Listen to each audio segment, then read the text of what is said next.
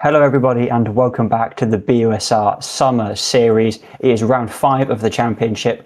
We are off to Germany, to Oschersleben, and it's going to be a cracking one. A very tight, twisty technical circuit. Many of you will know it. I'm sure you all have opinions on it. The championship battle is really hotting up at the front end. We've got a large grid, so I'm really looking forward to this, and I'm joined as always by Tom. How are you doing, sir? Yeah, not too bad today, Dan. I'm really interested to see how our drivers are going to cope with this track. It's, as you said, an incredibly technical one. I'm willing to profit that this is going to be the most interesting, the most technical track that we are going to go to this season, to be honest. And really, the drivers who put the practice in for this one are really going to stand out from the drivers who haven't. And as always, as has been the case this season, it looks like Jack Noller has been one of those drivers that has put the laps in. He's top of the practice session so far, and we'll see if he can continue on his brilliant championship topping form that he's been on so far this season. Absolutely, Jack Noller has been the dominant form of the championship. A win and a third in round 1, and then another podium, and then another win and a third, and then 2 podiums. Last time out puts him well clear in the championship on 295 points. Second place remains to be Aidan Larson, currently on 231, so a 64-point gap at the top. And when you're only getting 40 points for a win and 1 for a fastest lap, that's a win and a half in hand, near enough. So it's a monumental gap for Aidan to close. It's not impossible, of course. We do see off rounds, we do see people who have to maybe miss a couple due to other commitments. So Aidan needs to keep fighting, but the championship is really interesting. And further back, we then jump to third, where we have Josh Woolley, who didn't start last time out.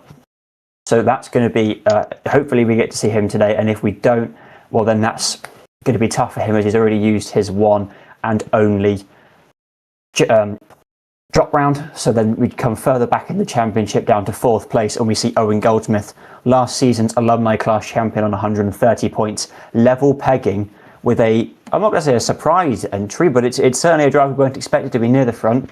It's Joel Purnell, who is Meet the Teacher, I believe. I think I'm right in saying that. No one's corrected me, so we're going to carry on. Who's on 130 points. So it's definitely close at the front. We've got a big grid today, as you can see from this lovely drone shot of the pit lane. The car stretching on for miles and miles. But yeah, with some championship contenders here and some not, it's going to be interesting to see who can capitalise. Yeah, and one of those drivers who, not really a championship contender just because he hasn't participated in the first couple of rounds, but certainly came in as a bit of a surprise entry to the last race, was Luke Pullen, one of Jack Noller's close friends, I believe, who also races in real life, also proved himself to be an incredibly fast driver, was incredibly dominant in race 1 last time out at Autopolis. But yeah, unfortunately in race 2 for him, a technical failure meant that only a mid-pack finish was possible. But yeah, really interested to see what he could do. Currently was placed as second in the practice session, just behind Jack Noller. So I really hope we see some more of what we saw last time out at Autopolis from him. Definitely. And just a word on Mr. Pullen. He is now running ballast. Last time out, he was running 0 kilos, as he hadn't scored enough points to break into the top 10 in the championship. But after his incredibly large points haul, I think that's the only real fair way of saying it, 6 points for pole position, 41 in race 1, which is the maximum you can score in a race, and then 25 in race 2, saw him shoot up to 6th place overall. This now means he has ballast. All of our cars in the top 10 of the championship run ballast. It's a kg of weight that simply sits in the car with the driver to just slow them down a bit. It's 50 kilos for first place, 45 for second, and further back. So Mr. Pullen is running 25 kilos. Now, at some tracks, this has little effect. Obviously, it has an effect. More mass is always going to slow you down. But at some tracks, it has a major effect. We saw that at Autopolis. The ballast had a massive effect because of the very large start-finish rate of a lot of acceleration zones. This circuit, on the other hand, as you can see, only the start-finish straight and the back straight are of note, and neither of them are particularly long. It's a 3.7 kilometre circuit with 14 turns.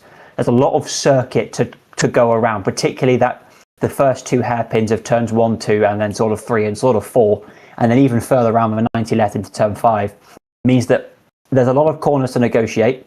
Maybe the ballast will have less of an effect if the corners are all quite slow. Maybe it will more be on mechanical grip, or maybe it won't. we're not drivers. We don't know how these cars handle just yet. But the ballast for Pullen will definitely have an effect, even if it's only a small one. Yeah, absolutely, and really for our drivers out there today, it's going to be more down to the precision of being able to make these long flowing corners work together. We saw at Snetterton last time out or Autopolis where we had to contend with very long straights. That the talk of the race was really how much was the ballast affecting these drivers, how much was even the setup affecting these drivers. We heard from a couple that they were running minimum wing at these tracks that had incredibly long straights. But yeah, this time round, I'm not entirely sure that we'll be seeing that. And in addition to that, during qualifying, I'm not too sure we'll be seeing slipstreaming battles as we have been throughout the season at some of these tracks, because really there's only one long straight here, only one opportunity to give your teammate a tow if you do indeed have one in this championship. Definitely, there is too much wiggling. As people will know from Oschersleben, it's a track of reasonable notoriety. It's not quite as famous as its German siblings like Hockenheim and the Nürburgring, but it's still well known. DTM has come here over the years, as have various forms of world touring cars, as have international single-seater championships, but not Formula One, I don't think. I can't remember if they have. Anyway, so yeah, it's a track of some note. A lot of the drivers may have raced it in other video games. It appeared in the Project Cars series, and it's also appeared in iRacing, the sim that shall not be named. So the drivers should know what they're doing as we see cars start to appear on the circuit, even though the practice is technically what's showing. So we'll have to see what's going on with that as we go forward. But yeah, certainly going to be an interesting one, and one that is going to be technical and difficult, I think, is the key of the day, is can you manage the technicality of this track? Yeah, definitely. And remember these GRT6s which are being run in this championship with 300 horsepower, no alterations to downforce, nothing like that, nothing like you'd see with something like a Aston Martin Valkyrie Pro or any sort of hill climb cars. No big wings, no fancy shenanigans. We're just going out with raw power here, minimal downforce, and scrabbling those front tyres around these long turns. You look at the lights of turn 3, turn 7 hairpins, and even turns 1 and 2, which are chronically insane combination of a look slower than it is left-hander into a never-ending right-hander. But yeah, with limited downforce and a lot of horsepower and cooking the tyres on this very hot 27-degree track, I think some of our drivers might have to be a little bit careful out there. Definitely, the track temperature is nice and toasty, particularly for turns 1, but it's certainly a circuit with a lot of corners.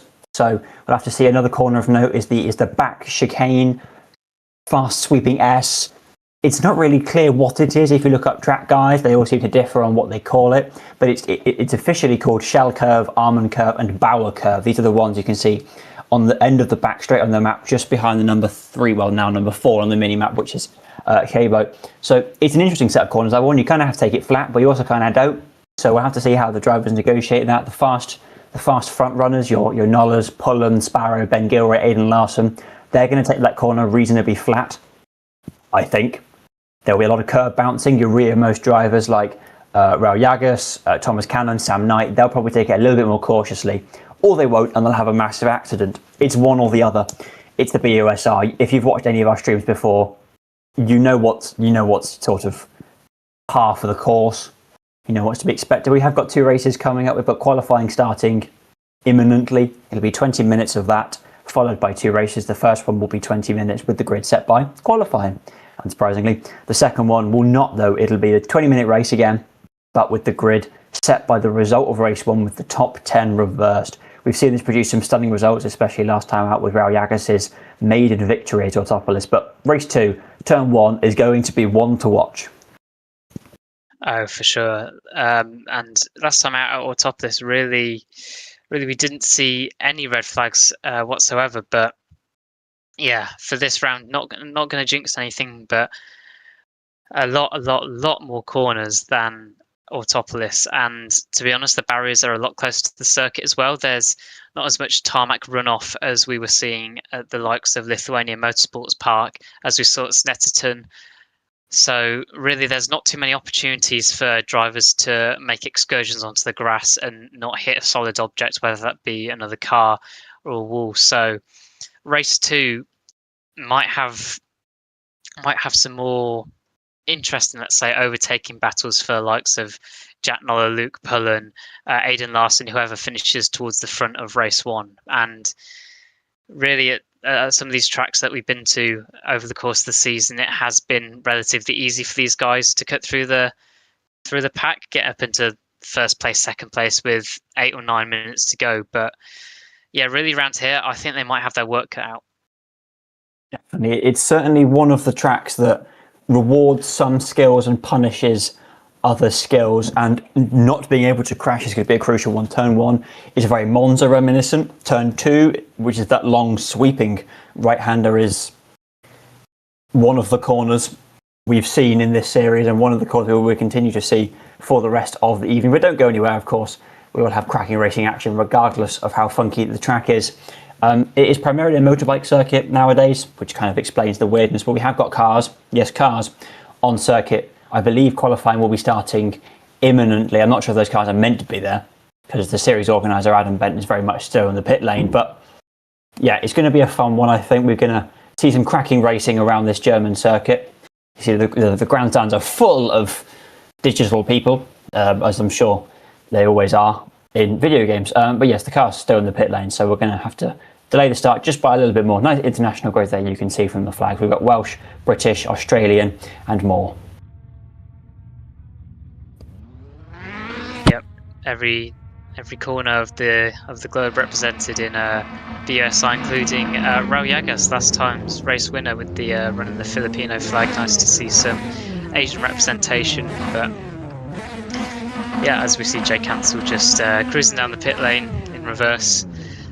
Such is the nature of this championship. Around or top of this, it should be noted that when we had the split qualifying session, a nice viewing point for some of our drivers was actually at the outside of turn 1, sat on the grass banks. I'm not sure that this track, Oschersleben, has been modded to such a standard that allows the drivers to, go and take some seats in the grandstands. But this is the world of Assetto Corsa, and you never know what you're going to get with tracks like this.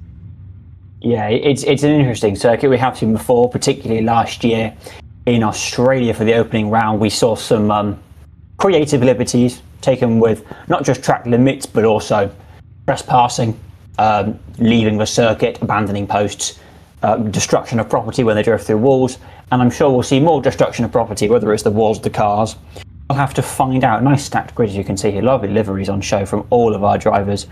We really pride ourselves here on the BUSR on individual creativity. And by that I mean putting memes on the side of your car, like the Dress Up Darlings anime car, which we're just zooming in on there. Aidan Larson, championship second place, and previous champion of in whacking the Ginettas we ran a couple of seasons ago. So one of the drivers to watch there are those two pink cars of the Dress Up Darlings, and of course Owen Goldsmith's number 11 and Adam Bent's number 3 car for Team Penske. 2 more to watch. The timer is counting down in the top left, so we should get going for qualifying hopefully imminently, because I'm running out of things to say. These are of course GR86 Cup cars, 2.4 litre flat fours, 300 and a bit horsepower. So nice cars to drive, not too powerful, not crazy, but as best as one can hope for. And that is, I believe, the official start of qualifying, as we see the cars bolting towards the lap. Yeah, indeed, and as we mentioned in the lead up to this, I wonder how many of these drivers are going to be playing the draft battles, the draft games, or if they're just going to do what Jack Noller did last time out, which was wait for everybody to get out of the way, go around by yourself and set some blisteringly fast lap times. Like, really, that seemed like a decent strategy for him, but some of these other drivers might be opting to take advantage of the slipstream in tow, as we see this very nice switchback circuit. You can basically stand in the middle and see most of the track from the hill. It reminds me a little bit of Donington Park or Not Kill in real life. Yeah, it's got a good set of viewing points for the circuit, especially if you're a couple of hundred metres in the air in a drone. As you can see here, all the cars wiggling their way around the first sector. We'll talk you through a lap later on, I'm sure. But for right now, the drivers just going out there. They've already got their setups done. Those are all sorted out in practice. They know roughly where they expect to be from practice lap times, probably. Sometimes we see surprise performances, both good and bad. Jordan Pinnock last time round. Thomas Cannon at Not Killed last season showed just what you can do if you really throw your car around a circuit that you know very well. And equally, we see poor performances from some drivers where they start well below where they should. But all the cars here seem to be in a group. There doesn't seem to be much spreading around. Apart from we've got at least one car coming around turn 1 now that seems to be very much on its own. So we'll have to see what Owen Goldsmith can do from that rather isolated position. Same with Kessler and GT Nismo. The rest of the pack, though, nose to tail as we get our first very much non-representational lap times on the board. Yeah, all of our drivers together, as you can see there. Wow, massive train down the start-finish straight, and yeah, Adam Bent, you can see navigating turn 2, and we touched on just how narrow this track was, and really it can be illustrated there by that's a very interesting line onto the grass and hopefully into the middle of the track and not hitting anyone. Just about avoided that gaggle of cars, but yeah, as we were saying, very narrow track. It's going to be very difficult to go 2-3 wide around here. Yes, it is a narrow track. That is one of the keys of the race we were discussing before the broadcast, is that the track is difficult to pass at. It's a difficult track. This is very much one where qualifying matters. And if you can put together that magical lap time of dreams and magical fairy dust, then you've got a good chance of holding that position, assuming you don't bin it. As we can see through, as these cars come down the back straight now, there is not a lot of runoff on either side of the circuit. There's probably about a circuit's width on either side. It's very reminiscent of a track like Alton Park, where the runoff is minimal and the consequences are massive, as everyone seems to still be in a nice group there as they come towards the end of their, well, halfway mark towards the end of their first flying lap. Interestingly, in that group, bottled up in the middle of the pack is Jack Noller and Jordan Pinnock and Luke Pullen there, right in the middle, who are some of them making moves down into the Shell S's, which is quite interesting considering last round out some of them had a pretty different approach, something similar to what Owen Goldsmith is doing, or Kessler, for example, who are really out there by themselves just looking to put in the laps. But yeah, Luke Pullen with the first, I suppose, realistic lap time of a mid-34. I suppose these drivers will be wanting to aim for the high 33s, so let's see how long it takes them to break that barrier. Yes, the target from practice is very much a 33 something, where you're in the 33s. Depends on how good you are, and also will depend on your ballast and I suppose the day and the temperature. But Luke Pullen's 34.59 is a really, really good benchmark. He is a racer in real life. He races in America. He is our international superstar. He races MX-5 over there. MX-5 racers in this country, including Adam Sparrow and Jack Noller. So we've got a good amount of representation here. Adam Sparrow there, driver on the show. He races MX-5 in real life and has done for a little while now. So he knows his way around a front engine, rear-wheel drive Japanese sports car, just one with maybe a little bit less horsepower than the USR 86. Luke Pullen in that clean white car running under the Italian flag, the driver to watch. He is probably my prediction for success, at least so far. Still got some ballast, but it's only 25 kilos, so less than normal. Speaking of drivers who might be on for something successful, Jordan Pinnock has set a purple Sector 1, which, you know, all credit to him in that regards, but I don't think it's somebody that we were expecting to be setting the timing tower alight, as he does indeed go to P1 with a 34.2, which pips out Meet the Teacher by just around a tenth of a second, and yeah, really out there just minding his own business. Totally the opposite approach of the likes of Luke Pullen and Jack Noller so far in this session, which is surprising considering they were topping the practice sessions. But maybe they're going to see this back off a bit. It's not uncommon to see drivers, you know, pull out the train a little bit, get their tyres back down to a more workable temperature, and then go for it again. But yeah, they've really got some work to do, as Beat the Teacher sets the purple first sector. So really, some of our drivers that neither me or Dan would have tipped to be fighting for this pole position look to be on top at the minute. Yeah, and just a word on Jordan Pinnock particularly. In round 1, he had 2 decent point finishes. Round 2, he got points in qualifying, but struggled in both races at round 3. Got points in the second race, but not the first. So coming into round 4, he scored just over 30 points. So nothing particularly special, nothing to write home about. And then he comes into round 4, puts it third in qualifying, podium in race 1, and then scores quite a few points in race 2. So rapidly jumped up the standings with a stellar performance. So maybe Mr. Pinnock has just had the time to get to practice and has found his way to the lap that he needs to, as Aidan Larson goes on to provisional pole position just as Luke Pullen goes across the line to beat him with a 1:33.9. There we go, ring the bell, ding, ding, ding. We're into the 33s, only just for the 10th. Is a 10th, doesn't matter if you win by an inch or a mile. As Jack Noller starts to light up the sector timings as well, we're going to have to keep an eye on this qualifying battle. He's purple in sector 1, he's purple in sector 2. Mr. Noller is on fire right now as he goes purple in sector 3 for Luke Pullen. It's going to be risky, I think. And there it is, Jack Noller goes to pole position, immediately responds to Pullen's 33.9, with Jack Noller's very own 33.6. Yeah, what was I saying? He just wants to drop out that train, cool the tyres down and set a fast lap. Well, it's almost like he can hear us on the out there on track, because that's exactly what he's done, and he has the lap time to prove it. So yeah, it's a mighty quick lap time from Jack there. Not sure how close we're going to get into the mid 33s. I reckon he can go faster than that, but we're going to keep an eye on the sector times, see if he can improve on this, which he has. First sector, 2.5 tenths up on the previous lap. So yeah, really looking to extend the margin out there, as Luke Pullen, the only other driver to break into the 33 so far.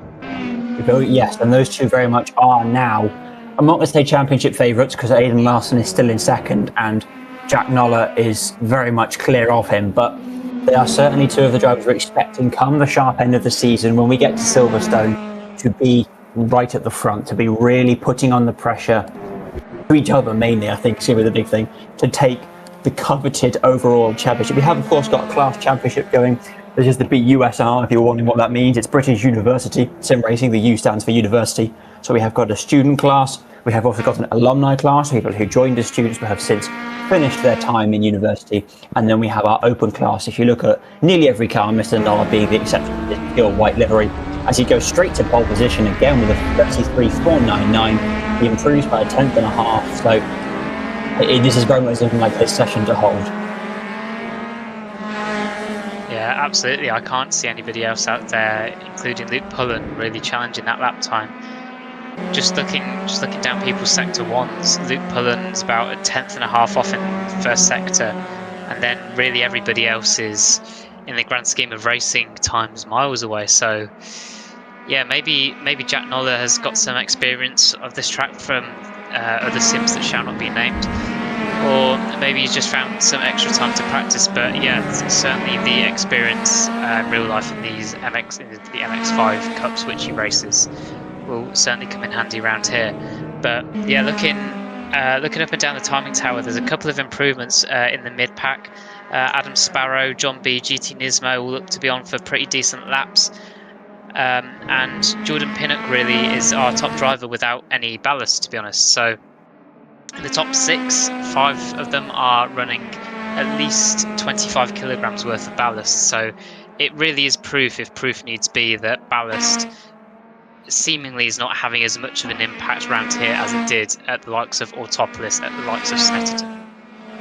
Definitely a ballast-friendly track, at least from the first half of qualifying, which is good to see. You never want your championship leaders to be struggling at the back with cars that weigh as much as the sun and understeer the rivals. And our four-wheel drive Audi, we saw that last season with Josh Woolley and his Peugeot, because good lord, that thing was slow and it was heavily ballasted.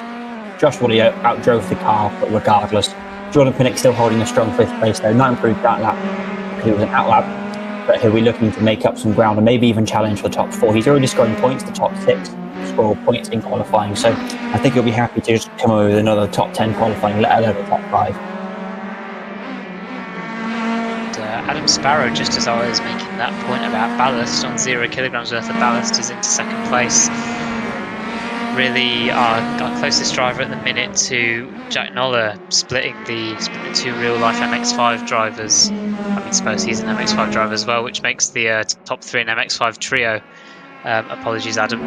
But yeah, really, really impressive performance from him so far, putting himself 2/10 out in front of Luke Pullen and within 2/10 of Jack Noller. So let's see if he could just follow Jack Noller around here. I noticed that he did let him pass, so maybe for the last couple minutes of qualifying, he's just gonna cruise around, see if he can pick up any tips from Jack Noller, see where he's extending track limits, like there on the entry to the final corner, on extending out onto pit road to gain some extra time. But yeah, maybe he's just going to slot in there and see what he can do. Yeah, you've got to be happy if you're under the 39.5 mark. That's basically as good a result as we've seen pretty much all season, to be honest. So it's certainly a happy result for him, and I'm sure he'll be pleased to come away with that lap time, let alone really well that puts it in general, to be honest. So yeah, he's going to be really happy. And I think another thing to note is I was just looking at the standings to see what was sort of going on in the class standings. Jack Noller is part of our alumni series, used to race for us as a student, has gone on to do great things, and has now come back to race once more as an alumni. And if you look at the alumni championship standings, which are available on the BUSR Discord, it's rather an unfair set of results. Adam Bent, Bailey Hambleton, they've scored good strong points. Tao Heron's got a couple of podiums, Thomas Hughes scored good points, but then you've got Jordan Pinnock, who's got 4 out of 8 third places and 1 second place. Owen Goldsmith, who's got 4, 5, 6 out of 8 second places, and Jack Noller, who has got all 8 class wins. All 8. We've had 8 races, 2 per round, and he's won all 8 of them, which means he's currently on literally the maximum amount of points that you can score as an alumni. Mental.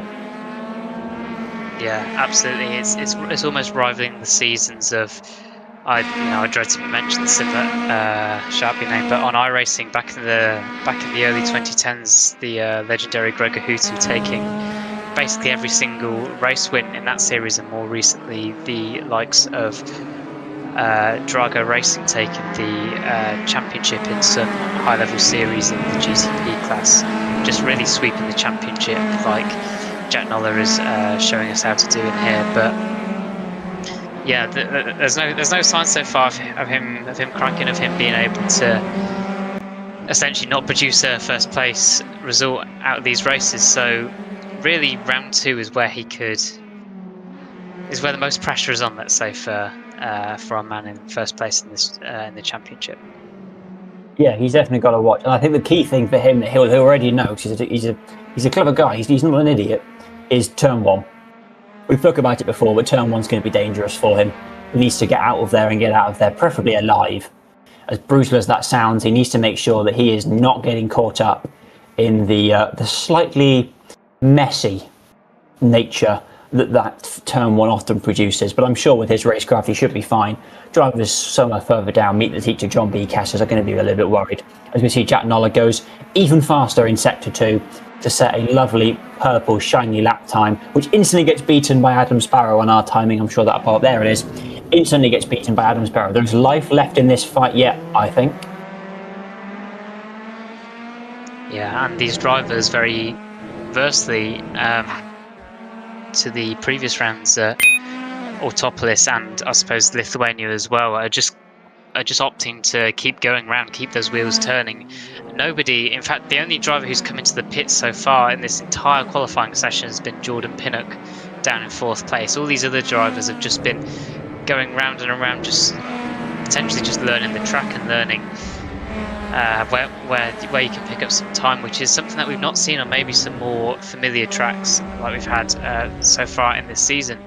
But yeah, Adam Sparrow with a purple middle sector on the lap he's currently on. He's not going to improve, but it is proof that some of these drivers are continuing to bet themselves, as we see a very janky Owen Goldsmith there appearing through the turn 1, turn 2 complex with that horrible monstrous sausage curb on the inside. I wonder how many drivers are gonna fall prey to this. As look at that, almost looks like an anti-tank mine. Good Lord, you could launch cars to the moon with that. If you had that at top speed in something like a GT3 car or a Formula 1 car, the next thing you'd see would be the sky, followed by probably a part of Austria or Poland. If you hit it at enough speed, that thing is an absolute monster, and just proves why the The circuit has a reputation, if any of our lovely listeners are familiar with the touring car legend Andy Roush, he once said about this very corner that the person who created it should be taken into a dark room and beaten over the head. So that just shows you the level of appreciation and respect drivers have for this circuit.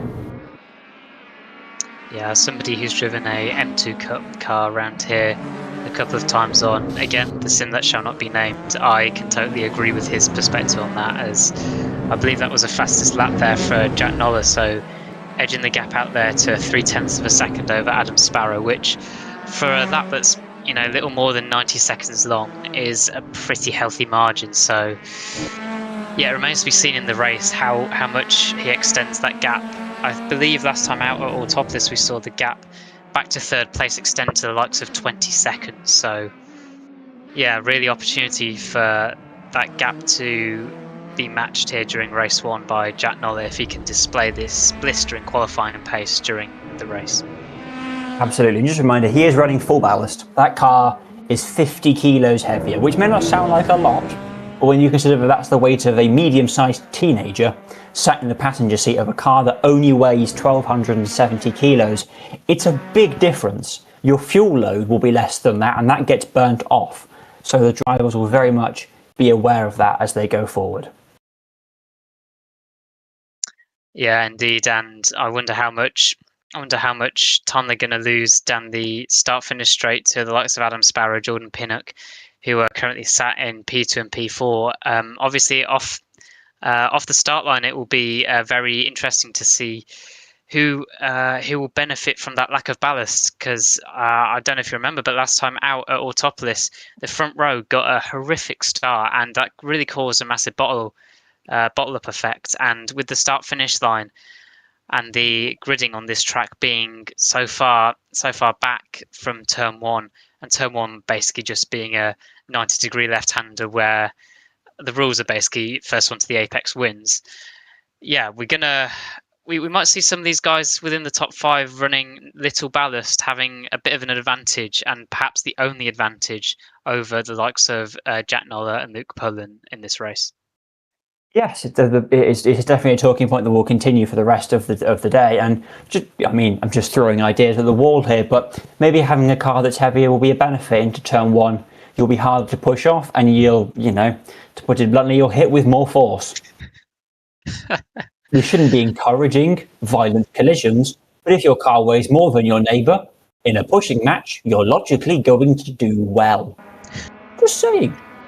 Owen Goldsmith is a car with ballast. He's got 30 kilos on in that number 11 championship car, so he's got the option. The car ahead of him on the grid at the moment, Dystopian, was last year's student champion. He hasn't got any ballast, so just saying, Owen, if you ever watch this back or listen, you always have the option to just wallop him. I must note that is not official advice from the stewards. With my stewarding steward's hat on, I would say that will get you a very severe and harsh penalty, but for us in the commentary box, it will be a very fun watch.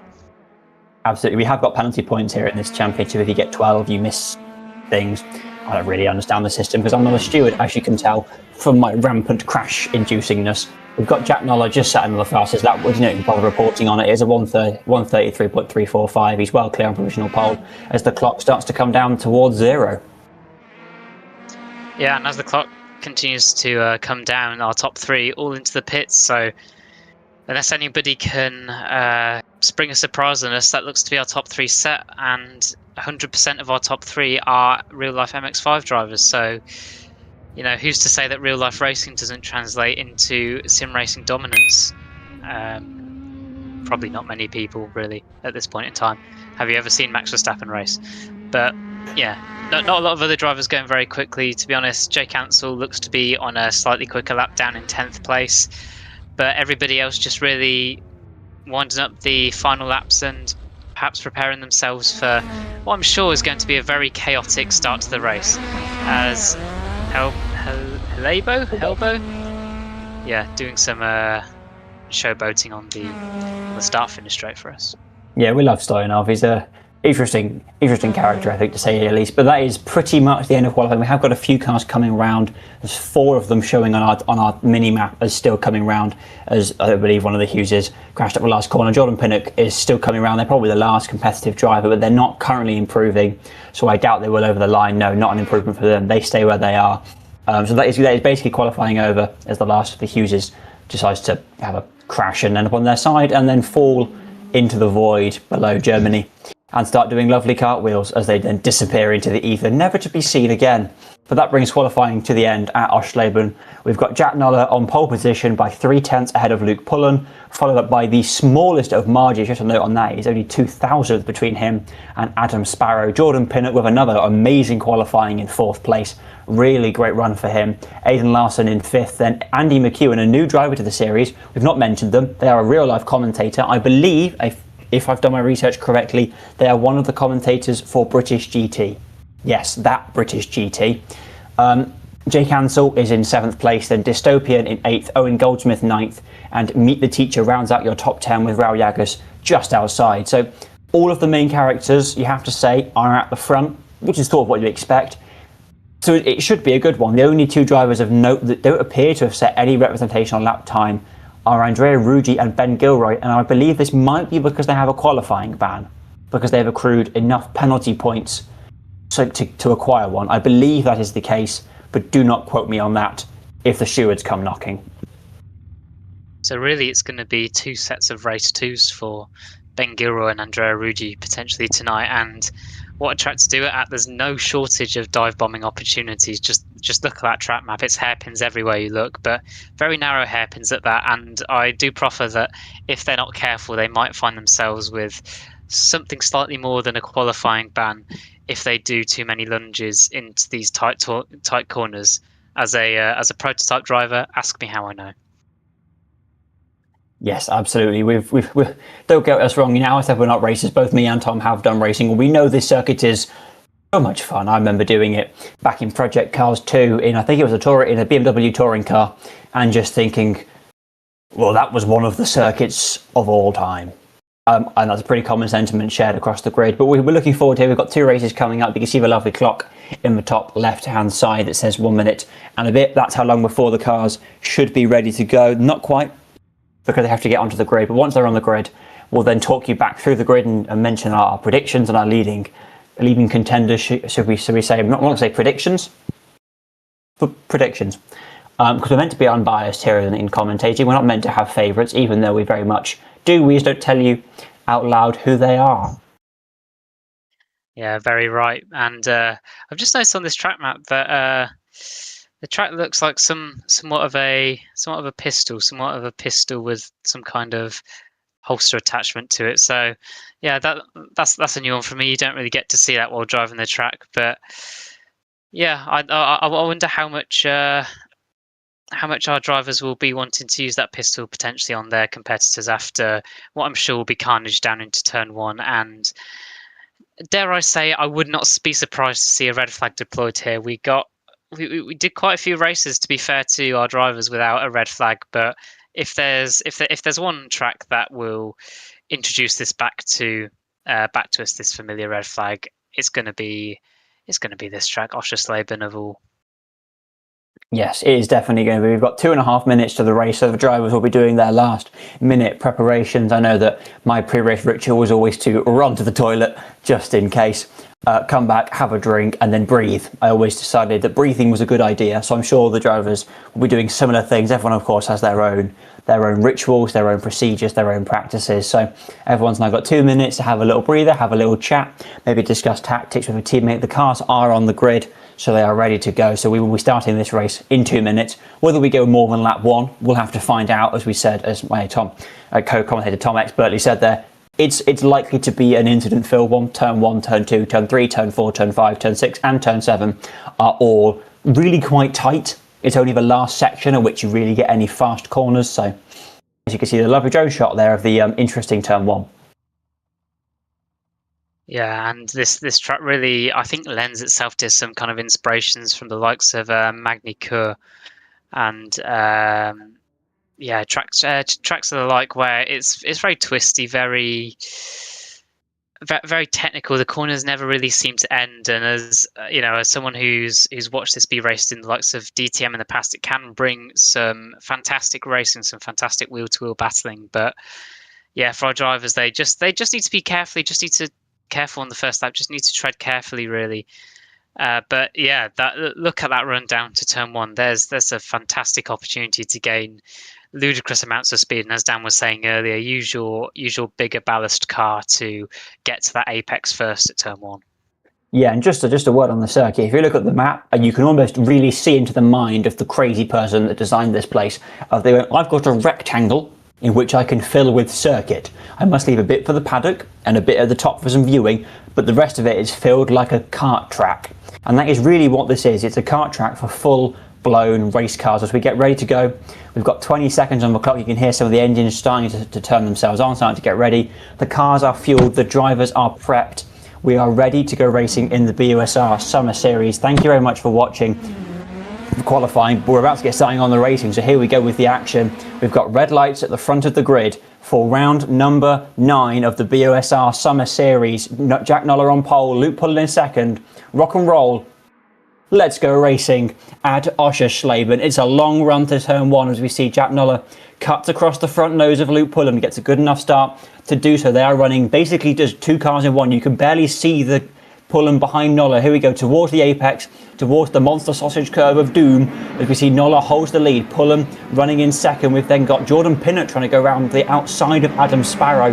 The rest of the grid there all very bunched up, cars going 2, even 3 wide at the back there, very wise from some of our back markers to stay out of the way. We've already got a car into the gravel of the grass. That's Adam Bent up on the inside. He's smashed into the wall. His race is ruined already. There's 2 cars off at the side there. Again into the wall, more carnage up and down the field. It's sort of what we expected. That was Bailey and Andrea Rudi there just had word that they had crashed, but Jack Noller appears to have escaped reasonably scot-free in the usually McLaren liveried car ahead of his now white compatriot of Luke Pullen in second place. Adam Sparrow did reclaim 3rd position from Jordan Pinnock, so they now line astern through the fast switching S by the back of the circuit, and then round onto the start, well, the big long back straight. There's a nice gap up front there, nearly a second already. Yeah, and really clean there on the first lap from all of our drivers. A lot less carnage than, to be honest, I was expecting. And I have to say, Luke Pullen really looked like he might have got swamped into turn 2, but both of our MX5 drivers, or all 3 of our MX5 drivers, should I say, let's forget about Adam Sparrow, got through this nice and cleanly, as we see a little bit of oversteer out of the last corner for Luke Pullen. But everybody's still in that train, so let's see if they can keep onto the back of this duo out in front of Jack Noller and Luke Pullen, which I think are 2 names that we'll be saying in that order or in the reverse order quite a lot for the rest of the season. Definitely 2 of our main contenders, our main characters, now that Josh Woolley is absent for the 2nd round in a row. We've got more crashes happening behind, but as you can see from this on-board view, everyone is playing it reasonably neat and tidy in the top 10. The car's making all of the use there for Luke Pullen, uses all of the grass, but just about manages to keep it on the line. Lots of cones, none of them real. Not even in the game they're real, they're just sort of ghosts, I don't know, they're cones of times past. As we come around the middle hairpin of the commentary, I believe it's back 3 now. We've seen the order starting to settle down. Jack Noller starting to put in the strong lap times as fast as last time round, but not representational, so we can pretty much discount it in terms of race pace. But this first lap, he's still pulling strong. And yeah, just to touch on some of the drivers who haven't had a great first lap, Andrea Ruggi, as we were touching on earlier, started towards the back of the grid due to that qualifying ban, I believe. Hasn't been able to make up any positions from that start at the back of the grid. Jake Ansell, Dystopian, John B in 6th, 7th, 8th place have done pretty well to move up. Andy McHugh and Owen Goldsmith, Ro Yagas just sat outside of your top 10. But really, all of our drivers are so close together that it looks like there's been no chance for a kind of concertina effect to form and drivers to be barging past each other as we've seen in races previously. But currently, remember, we have race 2 where we will have an inverted top 10. It looks like Andy McEwen, British GT commentator, is going to be on the pole position. So far he is, yes. Aidan Larson, our current second place in the championship order, behind his good friend and teammate of past, Jordan Pinnock. Those two very close. They've been friends for a while. They know exactly how each other races. A spark shoot out the back of Jordan Pinnock's car, underneath, I suppose. But looking at the inside, Jordan running it a little bit wide, closing the door, keeping it calm. There's a lot of time left. We've still got 15 minutes and then plus 1 lap to go. So they've got the time. They can breathe. They can think about it. They don't have to rush this. And Aidan will know that as he goes incredibly wide, just about keeping it on the solid non-grass based substances in this game, as we see this lovely view from the side of the car there, coming towards that very fast left-right S we were talking about before the race. Yeah, and there's a lovely angle that I'm sure we'll be able to see at some point during this race of that chicane, of all the drivers snaking through the left and then right, or sorry, rather right and then left of that Shell S complex. But yeah, Luke Pullen still sort of hanging on to the back of Jack Noller, sat in second place. And you know, we said in the pre-race discussion that Jack Noller had the opportunity to pull that mental gap that he achieved. I apologise. Luke Pullen had the opportunity to pull that mental gap that he had at Autopolis of, I think it was 8 seconds over Jack Noller, and 20 seconds to the rest of the pack. But yeah, at the current pace, neither driver seems to be doing that. So yeah, it's a much tighter affair this time out than it was at previous rounds that we've seen. As yeah, really is a top 3 battle now. I just saw the gap between Jordan Pinnock and Adam Sparrow of about 2.5 seconds. So yeah, really, Adam Sparrow and Luke Pullen, they can afford to fight quite early here without costing themselves too much lap time. Yeah, violent curb cutting from Sparrow as we run on board with him. He is chasing down Pullen as fast as he can. He has got the faster overall lap time, but he just needs to find a way past. And as we've been saying, ballast is the key. Jack Noller is the heaviest, Luke Pullen is the middlest, and then Adam Sparrow is still running 0. I don't know how he's managed that, but he's still running 0 kg of ballast despite winning a race in round 2. But then very little points over the last 2 rounds will do that for the championship. He currently sits in 11th place, I believe. So just outside. Nope.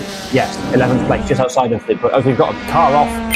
There's AC being fun, happy times there as Jack Noller continues in the race lead. But Luke Pullen, maybe there was a crash there actually. That did look like we had both of the cars off, and there's something funky going on with that car. That is a very unhappy looking Toyota. But all this is swerving. I've got no idea what's going on. But in conclusion, Noller still leads. Pinnock and Larson up to 2nd and 3rd. Perhaps another slight technical issue there for Luke Pullen. He was talking last time out about his brake pedal just going. I believe it was sticking on during the corners, so he had to use one foot to pull it back down the straights, and then sometimes in the corners he would have to pull it back so that it wouldn't over-rotate the car. But maybe that issue has crept back. We know that this sim gear is incredibly expensive, incredibly complex, and some of these issues can crop up time after time. I know I've had my fair share of glitches with technical equipment in the past, but yeah, that is a real shame, and it's really left Jack Noller there out in front with a gap of around 5 seconds back to Jordan Pinnock. He could just poot around and enjoy the nice scenery. It must be said, the scenery here is far better than it was out at Autopolis, where we might as well have just been racing in the desert, let's be honest. Yeah, there's a lot more going on here as Jordan Pinnock has inherited 2nd place. This would be one of his strongest ever BUSR finishes. I do believe he's won a race, so it wouldn't be his best finish, but it would certainly be one to note, one for him to remember. He's got a handful of podiums, but a 2nd place is always going to help, particularly off of the back of his strong performance at Autopolis. Aidan Larson, though, he will siege some of his championship contenders, not the championship leader. He's still in the race. One of his championship contenders is now well out of it, so he is going to fight tooth and nail to score as many points as possible just to keep that 2nd place, just to keep that strong championship position, that class championship position, also important. So getting past Jordan Pinnock would be crucial for that. Last time round, their lap times though were very much close, but in Aiden's favour. Yeah, and of course, Aiden Larson coming off the back of that slightly more difficult round out or topless, so it is nice to see that he's back in fighting fashion, spirited fashion, fighting near the front with Jordan Pinnock. It must be noted that Aiden Larson running 45 kilograms over Jordan Pinnock 0, so yeah, it's going to be interesting to see how much that affects these cars, especially down the two fairly long straights that we have. It will affect the driver with the heavier car into the braking zones, as I don't believe in these cars anyway that the tow you gain from following 0.5 of a second behind is strong enough to overcome the weight differential. We saw this quite a lot at Snetterton, where you could be right tucked up behind the driver in front and not gaining any time. But yeah, Aiden Larson, we know what he's like. We know he's very good on the brakes. We know that he's a very skilled and technical driver. So let's see if Jordan Pinnock can make that GR86 as wide as he physically can. He knows how to defend, Jordan. We saw that last time out, but he needs to know how to defend around a particularly technical circuit. And he gets the closest we've seen him on the brakes into turn 1. He's pushing as hard as he dare. His last lap time was again faster. We know he's strong, and we know he's a quick driver, so he's just got to find a way past, got to find the move that works before his tyres burn and before the race is done. We're already halfway through. Jack Noller leads by 5.6 seconds from Jordan Pinnock and Aiden Larson. Jake Ansell inherited 4th place in that major crash between 2nd and 3rd. John B inherits a very strong 5th place for him. Dystopian up to 6th, 7th is Meet the Teacher, 8th Owen Larson, 9th Ryan Yagas. Then Ben Gilroy has come from the back of the grid to 10th place. Yeah, fantastic drive from Ben Gilroy so far, and he's now reached the point of the race where it's all about closing. There's a 5-second gap or so out in front to Raul Yagas, and then the train really forms from there. So if he can really overcome the lap times that Raul Yagas is doing, which at the minute is mid 34s, then dare I say before the end of the race he might be in a pretty decent position. But remember, with the reverse grid as well, Ben Gilroy is in P10, and that would be pole for the 2nd round. So maybe he just wants to stay there, bide his time, learn where he can extend these track limits. But we've got GT Nismo, Archie O'Leary behind. We know that these and Thomas Hughes, of course. We know that these guys are not gonna take no for an answer when reverse grid pole is on the table. Yeah, and we're starting to see some big gaps forming. So if we look at our track map in the top corner, we can see the split between our front drive and from the leader, the 2nd place, then the battle for 4th, and then the battle is for 10th place, which is currently being led by Ben Gilroy, who is 5 seconds back from Raul Yagas, and that Ben Gilroy train is for reverse grid pole position. His points down to 15th, so in terms of a championship, these drivers have got lots to play for, regardless of whether they get to up to 10th. But Ben Gilroy holding it now, running clean, running nice lines, running as well, as neat, as high as he possibly can, trying to keep his car in the best of positions for future results. He may well be thinking there's no point pushing it today, it's so expensive, but equally, he's a race car driver. What's he got to lose? He might as well push as hard as he safely can. So here we go. Luke Pullen, his recovery drive from that early shocking crash is starting to come together. He's now fighting Archie O'Leary for 14th and 13th place. He should be getting through there through the chicane onto the back straight. His next car up ahead is GT Nismo in 12th place. So let's see what Luke Pullen can do from here. Can he recover to score back decent points, or will it even be reversed with pole? Yeah, to be honest, looking from the way that car's driving, I would be more inclined to say that there might be a technical issue, as we saw last time out, because the car, maybe it's just the Assetto Corsa physics being a little bit weird, but that car seems to be squatting a lot more through the corners than would be usual of other cars, as we see sort of Archie O'Leary behind, and it just doesn't look to be moving as naturally as one would expect these 300 horsepower GR86s to move. So let's hope he can get that fixed before the 2nd round, if it is indeed a technical issue. But yeah, really he has to aim for P10 if he's to score any significant points in this in round 2, because starting from 13th, I know he's been used to or top of the list anyway to starting in P10, but yeah, starting P13, every position further back you go is another driver that you have to overcome. And I know that sounds like a stupid and pretty trivial thing to say, but the time that you lose overtaking each driver really does add up over the course of a race, especially one that is only 20 minutes long. Yeah, he's pushing as hard as he can there, Luke Pullen, but just looking at his last lap times, he's not yet got close to his 1:34.0. Maybe that's because of the traffic, maybe there is a technical problem. Whatever it is, he is not running at the pace of the leaders who are running very much in the 33s and the low 34s. So he needs to get a wiggle on. He needs to get a wiggle on regardless of how broken his car is. He's very close to the back of GT Nismo. Those two white cars almost looking like clones of each other with a slight delay as we come down through the end of the big back straight and towards the final corner. The grid spot's already starting as we see he goes up the inside, and GT Nismo just sort of washes it wide and gets out of the way. And there we go, Luke Pullen up to 12th place. That's another couple points in the bank, another position gained, another driver to not need to worry about. Pull away, go and catch up to Thomas Hughes. You can already see him. He's in that white car with the blue, green and red stripe.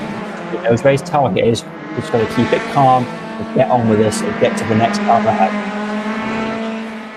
And Ben Gilroy, who's sat in 10th place, which is the car that really Luke Pullen should be aiming for. He's about 5 seconds up the road. Yeah, Ben Gilroy is the second fastest driver out on track. The only driver faster, of course, is Jack Nolan. It really shows that Ben Gilroy, he might be acting like a little bit of a sleeper agent, has slowly moved his way through the pack and is making great progress on Raul Yagas. But if he can display this pace in the second race this evening, dare I say, his misfortune from qualifying might really lead him to have a decent result. But I'm not going to commentator's curse it. We know what we've been like so far this season in BUSR with commentators' curses. They have happened, not as much as not as few as we'd hoped, but yeah, Ben Gilroy with some fantastic pace out there. Yes, definitely. We've seen some great drives up and down the grid so far. Luke Pullen might be recovering really, really well. Ben Gilroy, though, definitely so far gets my driver of the race. To come from last place to reverse grid pole position is a really strong result. But then the gap between Pullen and Hughes is at 0.8 of a second last time round. Pullen was significantly quicker than Thomas Hughes, so expect that gap to come down even more as the laps tick by, but time is running out. The gap is minute at this point. It's basically non-existent, but there's only 3.5 minutes.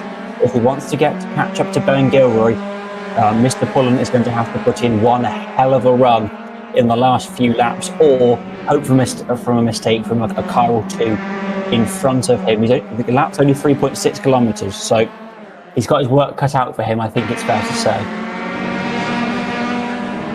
Yeah, absolutely, and yeah, it does look like it's going to be a little bit of a difficult situation for him to catch so much as I believe that's about 2.5 seconds up to P10, as I believe we're reverting to a little bit of a radio broadcast, and we can unleash our best BBC Radio 5 live impression as we work to get that broadcast back up. But yeah, at the minute it's Jack Noller leading 7 seconds over Aidan Larson, who is just under a second behind. There looks to be a battle for fourth on between Jake Ansell, John B and Dystopian, as I believe Jake Ansell has made a mistake in the final sector, allowing John B up into fourth place. So yeah, really quite a few battles going on in within the top 10 here. Yeah, and just notice Pullen is now showing us past Thomas Hughes on our timing, so that is a key move for him. More crashes for Ansell as he hits Dystopian and then goes off into the wall. So Ansell's race is disintegrating just as Luke Pullen, is looking for positions, and according to our timing, he is now in 10th place. That is reverse grid pole. That is exactly what he needed. And there we go, there's the confirmation. Luke Pullen in 10th place, reverse grid pole position. He just needs to defend from Thomas Hughes behind for as best as he can for the next minute and a half, and then a little bit more because of the bonus lap. But that's really big for Luke Pullen and really disappointing for Jake Ansell and for Dystopian. Yeah, absolutely. Heartbreak. Well, one man's heartbreak is one man's fortune. Is that a phrase? I don't know. I've just made it one, so it is. But yeah, Luke Pullen.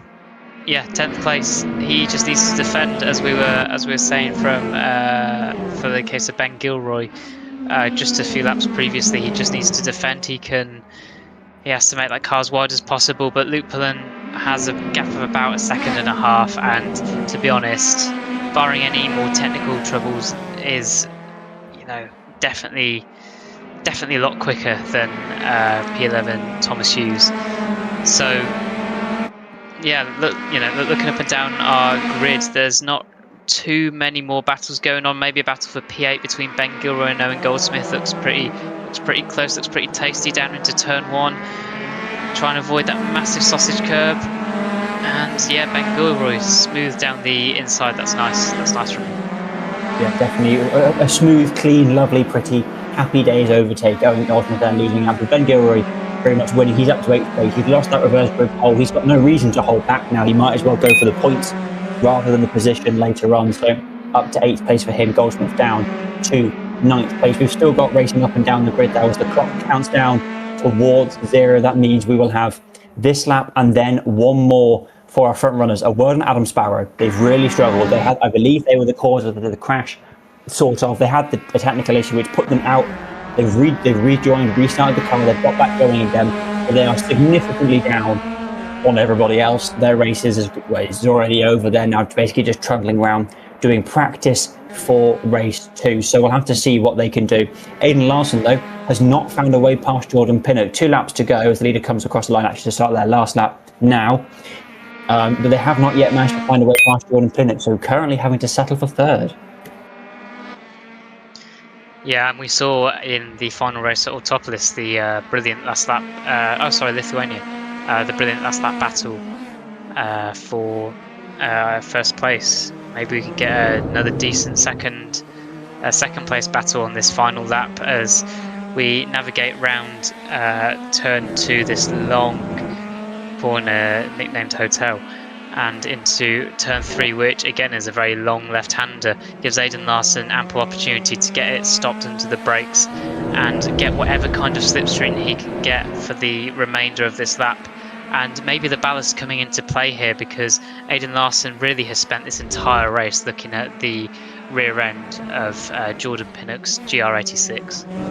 Yeah, it's been a race of mixed fortunes for a lot of our drivers, but one driver who has had consistent fortune is the one we haven't even mentioned, Mr. Jack Noller. He's coming up towards the line pretty shortly, but he's had an absolute barstorm of a race. It's been a classic BUSR race 1 for him, in the fact that we haven't said his name very much, and yet he's still managed to pull a almost 10 second lead on the pack behind. And to be honest, he's not really been pushing for much of the second half of the race. This will be another win in the books for Noller. He's won in round 1, he won in round 3. He's going to win again in round 5, where his championship rivals collided and the fates seem to go his way. Mr. Noller deals with the pressure and wins race number 1 of the day at Oschersleben in dominant fashion, ahead of a rather pleased, I'm sure, Jordan Pinnock with his best finish of the season in 2nd place. Aidan Larson scoring solid points to round out the podium in 3rd place. Couldn't find a way past, but still. John B with an amazing 4th position. Really great result for him. Meet the Teacher in 5th. Dystopian comes across the line in 6th place. Ben Gilroy held off Owen Goldsmith to take 7th. Then Luke Pullen will come across in 9th position. We're just waiting. There is confirmation that Thomas Hughes will have your reverse grid pole position. Jake Ansell takes 11th. GT Nismo 12th. Alex Hughes 13th. Andy McEwen scores points on debut in the BUSR in 14th. Archie O'Leary rounds out your point scoring positions in 15th. Rauyakers, not the race they were hoping for. They came across the line in 16th. We've got Stoyanov, last season's very dominant driver, you must be said, coming across the line in 17th. And then just in the middle there is Thomas Cannon, who rounds out the top 18. Random unit measurement, but never mind. Alan Bent in 19th, and then Bailey will come across to finish in 20th place. We've still got a couple more cars circulating. Andrea Ruggi was lapped. They've already crossed the line. Adam Sparrow was also lapped, so that is there in 22nd. Really disappointing for them, except they got the fastest lap. So there was obviously pace for Adam Sparrow, but never mind. And then Sam Knight rounds out our finishers there, crossing the line in the Castrol car in 21st place. But the big talking point there, the crash between two of our front runners, between Pullen and Sparrow, which meant that Jack Noller was your race one of the day winner in dominant fashion. Yeah, absolutely. One other driver that I'm incredibly happy for is Jordan Pinnock getting up into second place. Really going to help his championship charge, getting a nice haul of points, and really displayed the pace that can be had from having potentially no ballast at all, it seems. But yeah, it must be said, Ben Gilroy up to 7th place, climbing, what is that? As I try and do quick maths, that's about 17 places. No, it's not. It's about 14 places, I believe, he had to climb from his starting position. So, yeah, really getting a little bit of a race 2 out of the way for him. But yeah, the pace that he displayed there was pretty decent. So I'm really interested to see who our key players out in front are going to be. We might see a couple of drivers that aren't Jack Noller. And Luke Pullen leading for a couple of laps, but Luke Pullen second on the grid for this second race. Yeah, it's his race to lose, I've got to say. Definitely is. But while the cars do things, suspension, it's a fun piece of technology. We're going to go just cut to our sponsor video for Grid Finder, so we'll be back with you shortly.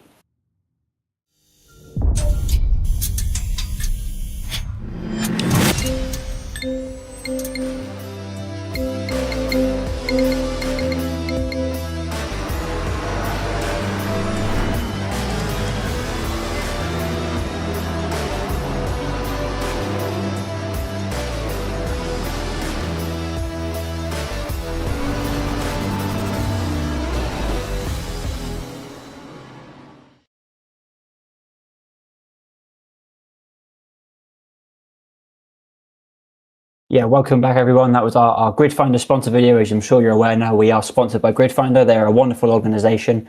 I'm not going to say run, but they host our league on their website. So if you want to come and find us as a BUSR, Grid Finder is a great place to look. And there's always a place for you in the BUSR. Although entries are closed for this series, we've still got we'll have our winter series coming up soon, which more information will be announced as and when it's available. We've also got F1 races at the weekend, and then we've also got LMU races as well. So there's something for you at any power band, whether it's 300 horsepower, 600 horsepower, 1,000 horsepower, sometimes 500 horsepower.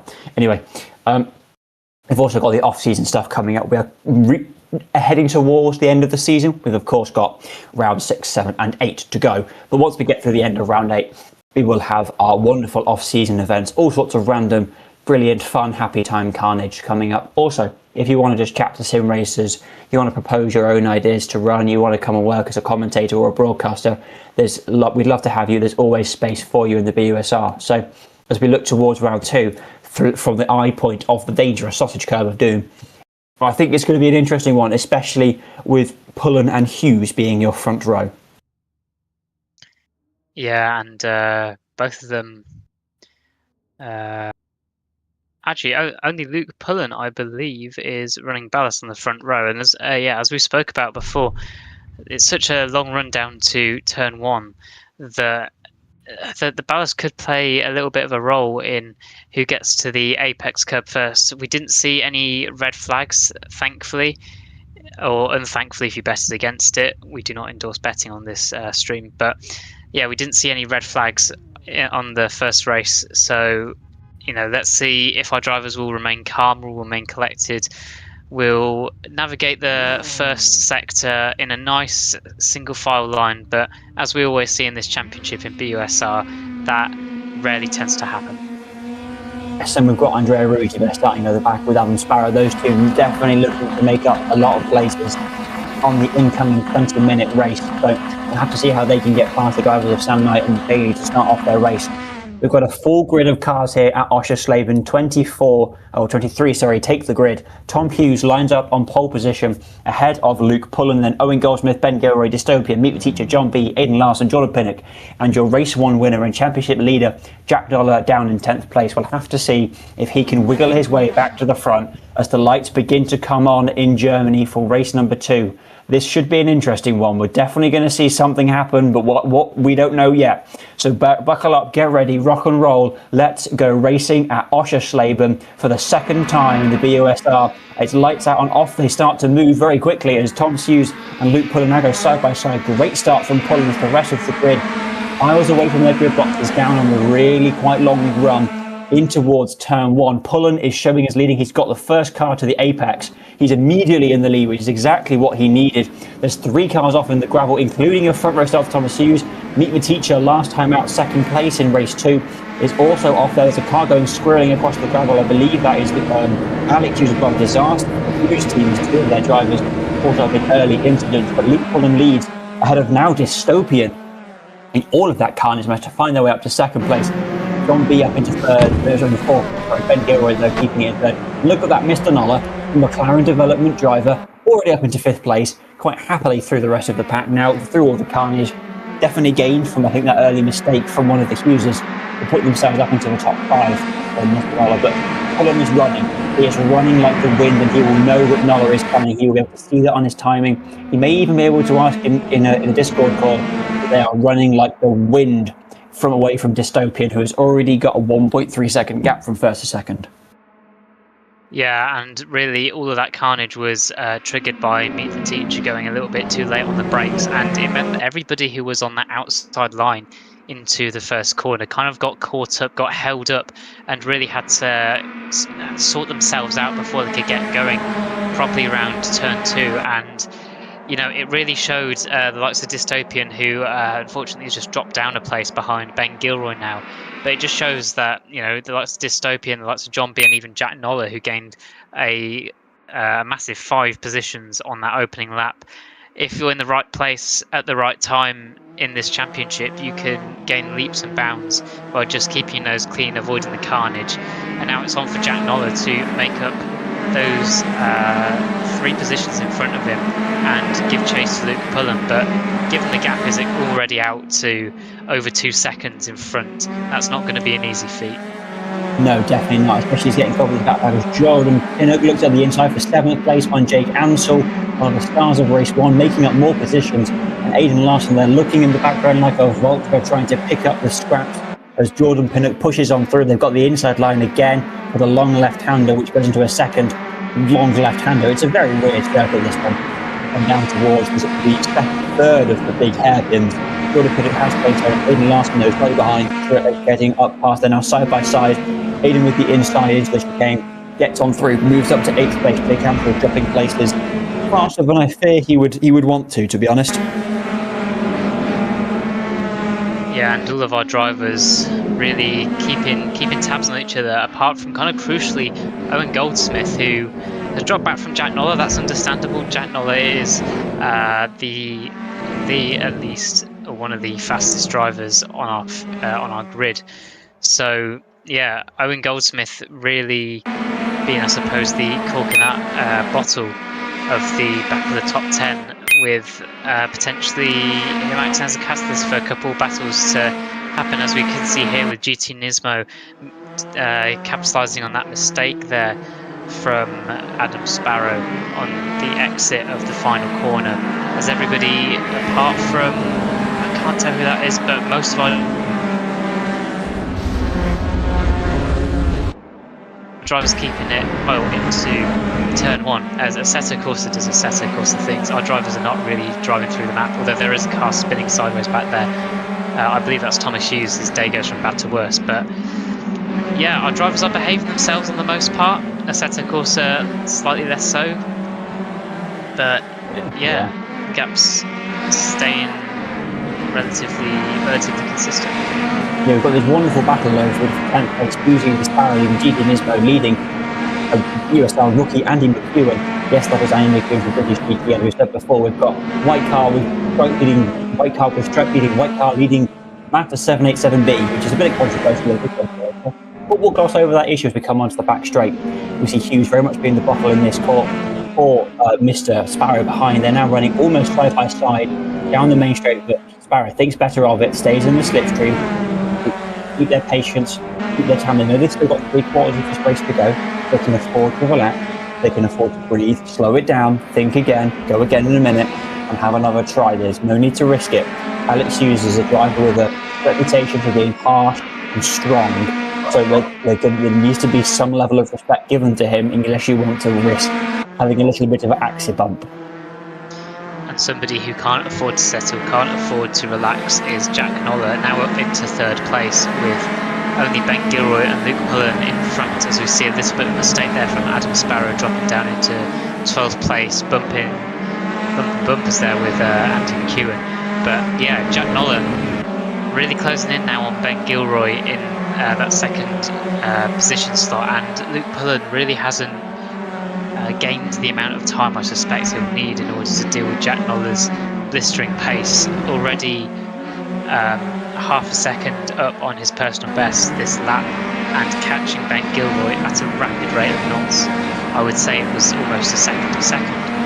But yeah, really, Luke Pullen needs to put his foot down, get that gap out to 4 or 5 seconds in front before Jack Noller gets released from behind Ben Gilroy, because I'm sure these two titans of the drivers in our BUSR championship are gonna come to clashing at some point towards the end of this race. We hope by clashing it will be in quality racing rather than quality clashing. Adam Sparrow there lost that place to GT Nismo at the start of the lap and has not managed to find a way past them yet. We've still got quite a long way to go. They're not really panicking, but Andy McEwen is very much in their mirrors. Sparrow now trapped in a bit of a sandwich as Luke Pullen puts down the 39.4, one of the fastest laps of the weekend, let alone the race. Jack Noller only just behind with a 33.5. Those guys running very quickly and both half a second faster than Ben Gilroy, who currently sits between them. A very quick lap from David at 34.6. You see this battle back to 10th, go down into turn 1. The points down 15th, is not the final point battle, but it's certainly we've got contact there. GT Nismo quite across the nose of Adam Sparrow. Bit of oversteer, maybe helped by Andy McEwen behind. Couldn't quite tell from that camera angle, but that means that they're now side by side, McEwen and Sparrow down towards the hairpin. Sparrow's got the inside line, managed to keep it up there, make the move. GT Nismo though looking for a move, very opportunistic from them. They're now running side by side with McEwen. We can see the cars just behind the rear view mirror. They're side by side with the fast left hand corner. Sparrow doing well, but GT Nismo has made the move on Andy McEwen, which has allowed the cars behind to close up, including Halebo Stoyanov, the Bulgarian man. Final look on the inside. There we go. Through Halebo goes. That's the place gain. Andy McEwen has gone from looking like he's going to make the move from 12th, maybe even 11th, and down to 14th and worrying about 15th, as Andrea Ruggi is recovering well behind. That is a very international battle between the Bulgarian and there goes Jake Ansel off into the side there. His race over, really. That is a surprising move. He just seemed to spin it on exit, not sure that he was helped round, but not ideal racing line for certain. Halebo now leads McEwen, and then Ruggi just behind, with GT Nismo separating them from Sparrow ahead. So Sparrow goes off, never mind. Man, he was doing a very good job of leading that train, but I was going to say, who would have thought that our battle of the race would have been over the minimal point positions, but points nonetheless, in the just outside the top 10.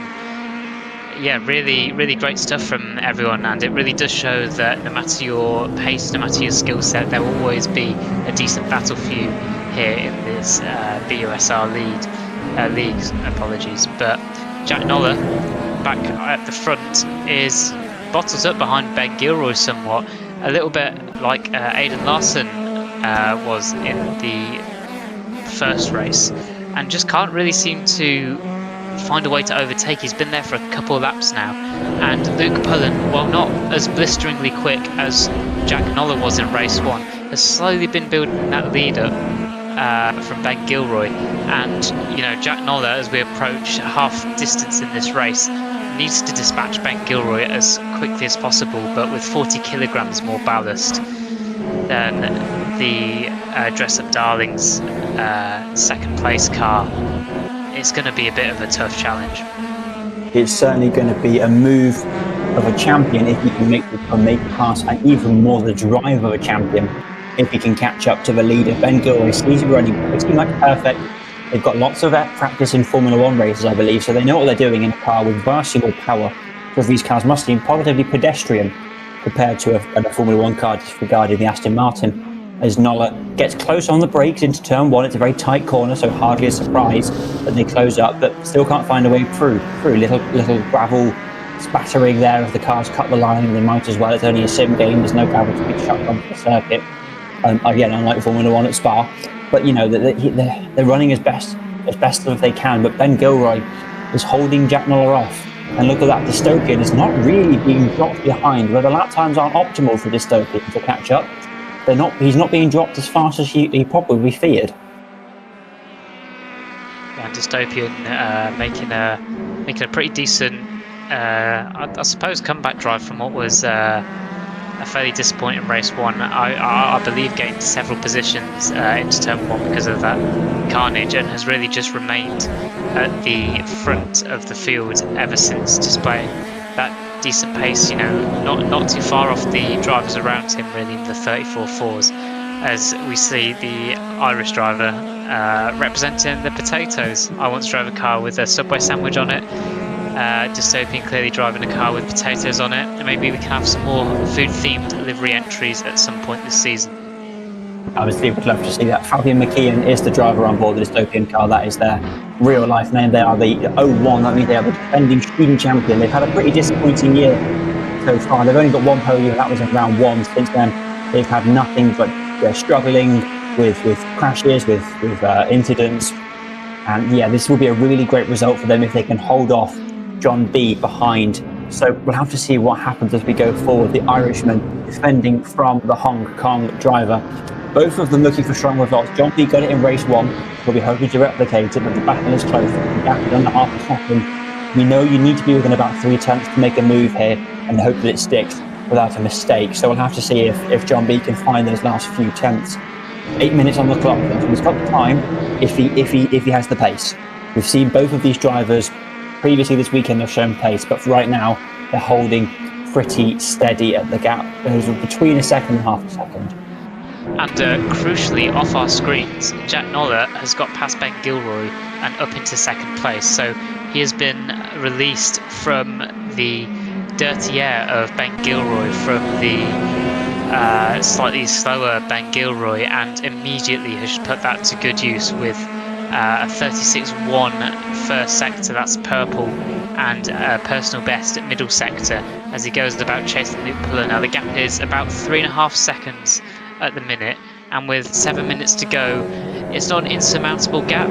We have seen gaps this large be closed in the past by Jack Nola, but they've never been closed to a driver of the pace, of the calibre of Luke Pullen out in front, as there we are, fastest lap of the race, 33.4 from Jack Nola. However, not even a tenth quicker than Luke Pullen that lap, so he's really got to pull his socks up and put in some blistering lap times if he wants to catch up to his friend, his MX-5 compadre in front out in P1.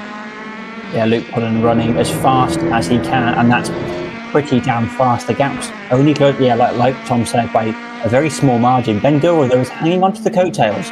He's still within a second of second, so hopefully for his sake he can keep with him and not fall back into the clutches of Dystopian and John B behind. But I mean, this is all what Luke Pullen needs to do if he wants to have a challenge for this championship. He needs to be scoring race wins as often as humanly possible, given that he missed the first 2 rounds.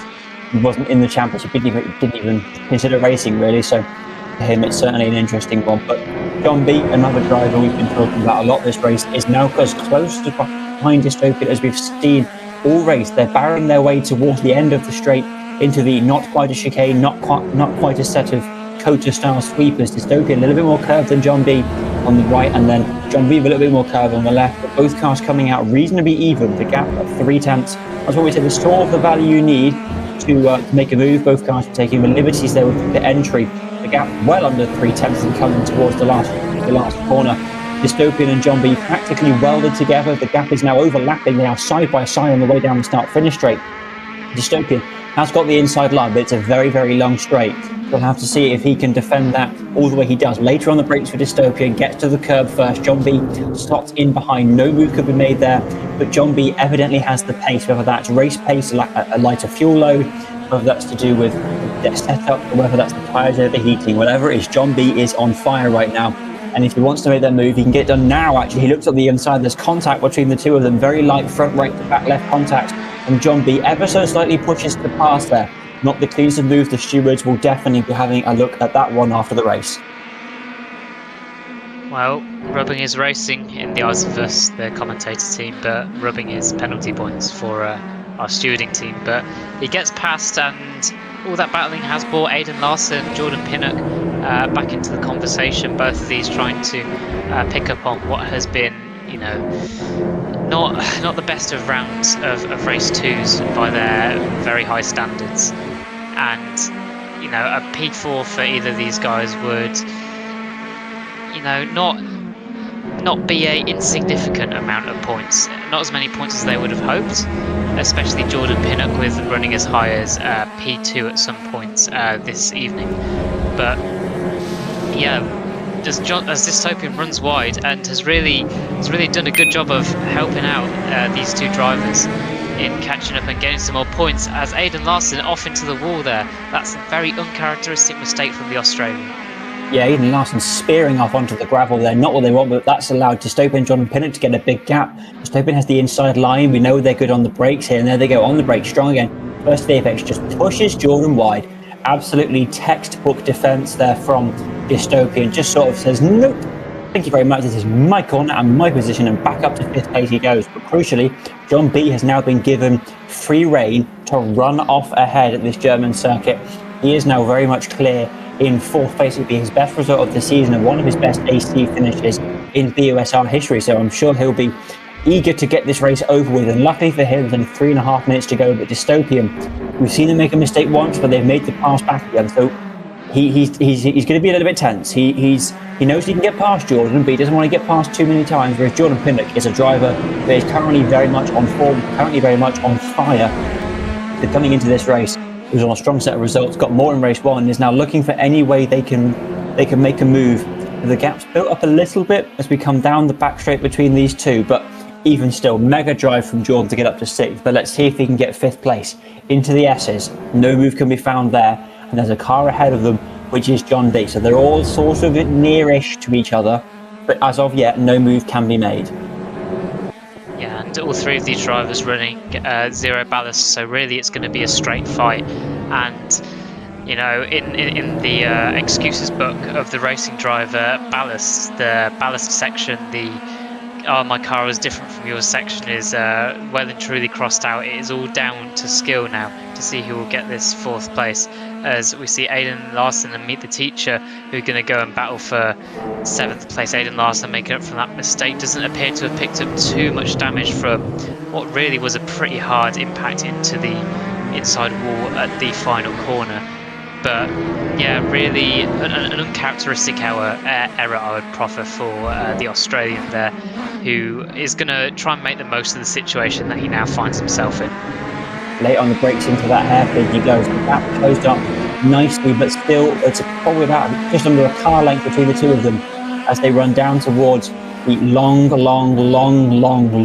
there we go, left-hander, before we go into the very fun times, hairpin number 3 at Oschersleben. Aidan Larson still right on the backside of Meet the Teacher. He's biding his time. This is not really the best place to make a move. That's probably down into turn 1. But with only 1.5 minutes to go plus 1 lap, they're running out of turn 1s left to make moves. So he's going to have to pick his marker, pick it soon, if he's going to get up to 7th, which for his championship would be crucial, given that one of his main rivals, Luke Pullen, is scoring maximum points at the moment, and Jack Noller is also scoring very strong, as is Ben Gilroy. Yeah, Ben Gilroy is really kind of glued to the back of Jack Noller and set a purple first sector. So maybe the fact he's running 40 kilograms less ballast, maybe the fact that he's managed to find some pace from somewhere, as I believe he makes a small mistake. Commentator's curse, apologies, Ben. But yeah, up to that point, he was really keeping check on Jack Noller, and if only he hadn't made that mistake, maybe there could have been a move on for P2. But as the commentator's curse is inevitable as is death and taxes in life. Unfortunately, he has dropped back slightly, as I believe we are about to enter overtime with 2 laps to go for our leader, Luke Pullen. Yep, and here we go, GT Nismo and Kleber Stoyanov, drug we saw a lot of last season, but has not shown, well, not really showed up much this season, so it's good to see the Bulgarian back.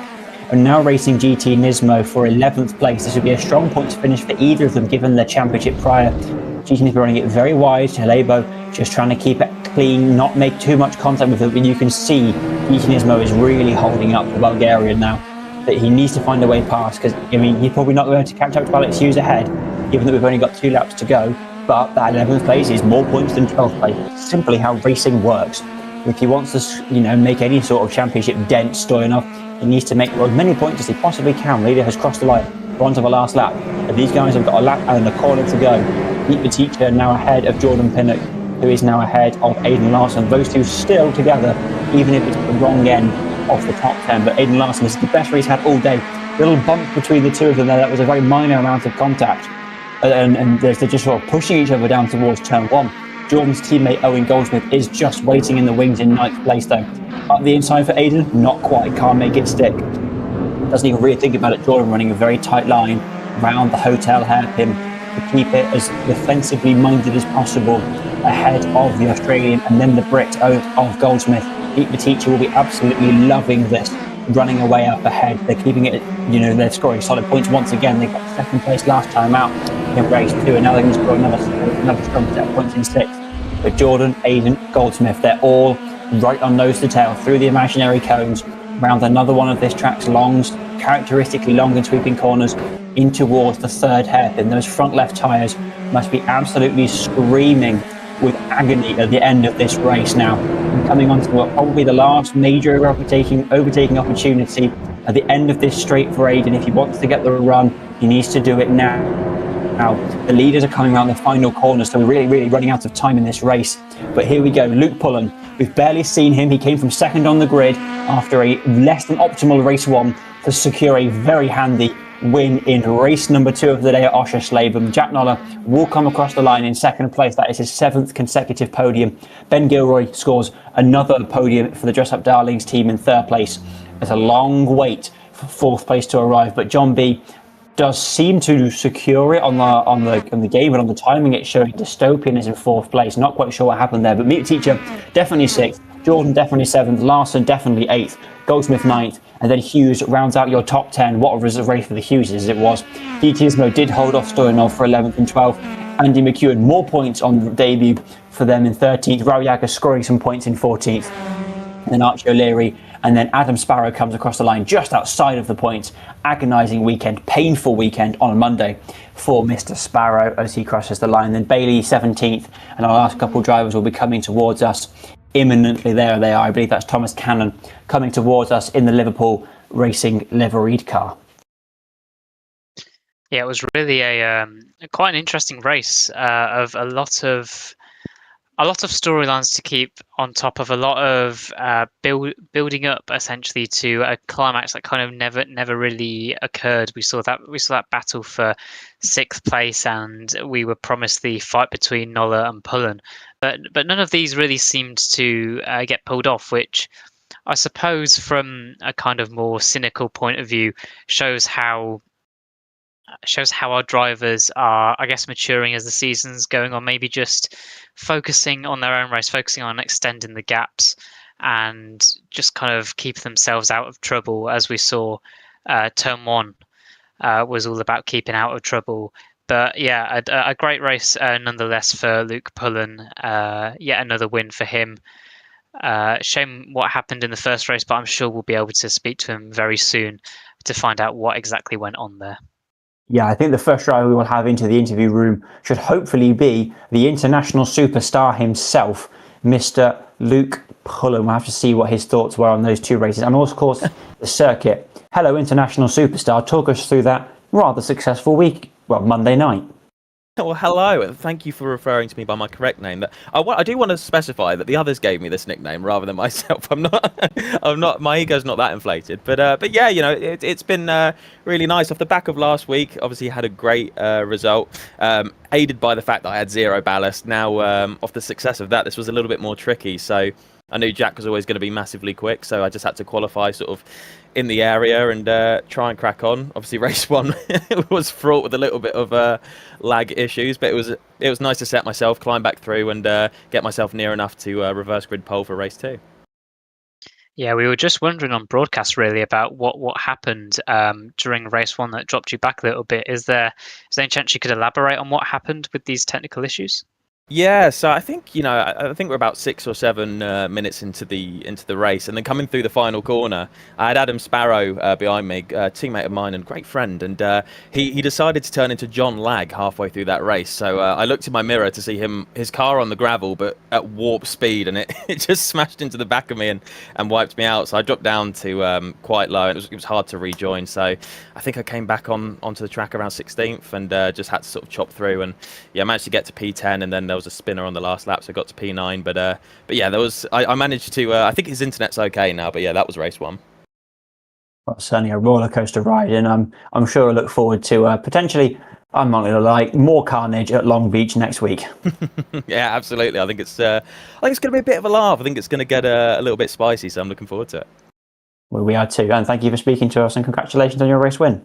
Pleasure. Thank you very much.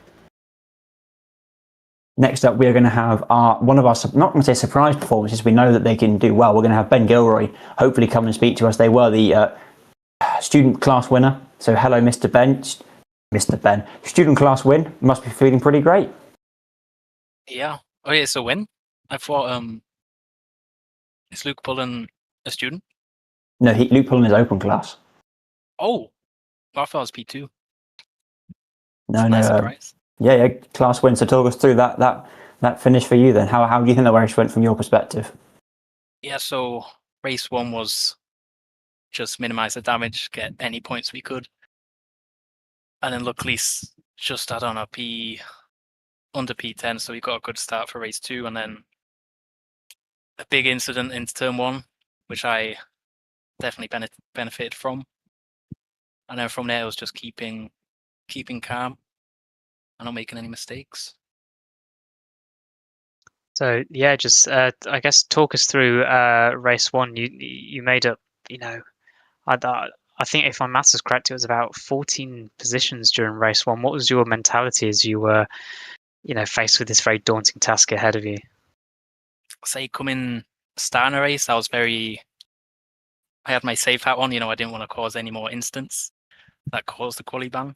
So I was quite calm the first 2-3 laps. And then, once you get up to temps, started pushing, had a few nice battles towards the end. And yeah, just trying to maximize the points, because when you're starting that far back, especially with a team championship, any points matter. So that was the goal for race one. It seems you achieved that pretty well. So you're looking forward to Long Beach next week? Yeah, I'm excited. I'll have to get practicing, because I don't think I've driven that before. So hopefully it goes as well as this weekend. Well, we wish you the best of luck, and thank you for speaking to us. Cheers, thanks. And our next driver that we're going to speak to is going to be the Australian star himself.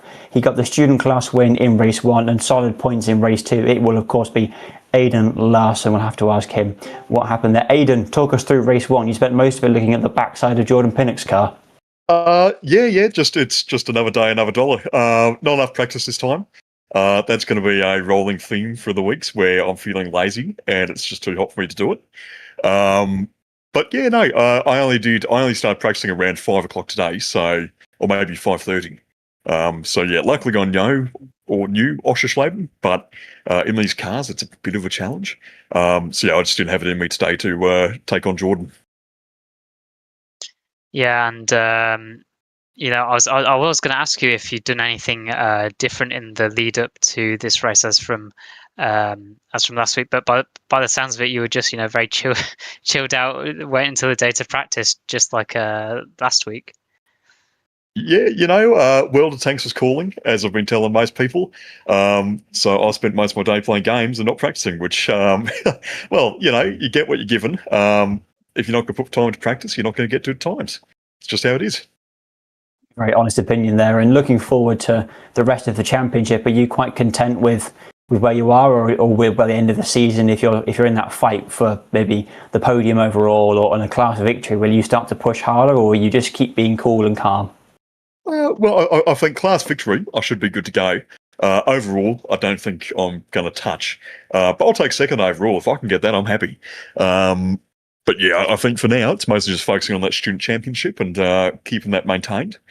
And we'll just kind of see what happens. I'm going to put some more practice in for next week. So as long as I don't have a huge skill issue, we should hopefully get some slightly better times next week. But yeah, outside of that, it's going to be try and maintain position. So, if I don't need to fight, I'm not necessarily going to fight. Fair enough. And we look forward to seeing you as we come towards the end of the season. So thank you for speaking to us. No worries. I'll talk to you later. Talk to you soon. One driver to go. We all know who it is. He's still championship leader. 7 consecutive podiums for Jack Noller were completed here, and more, I'm sure, to come. Hello, Mr. Noller. More podiums, more success. How do you do it? Well, I wasn't quite 2 firsts though, but I gave it my best shot possible. I like Oschersleben. It suits my driving style as well. So even carrying the weight, I managed to get around it.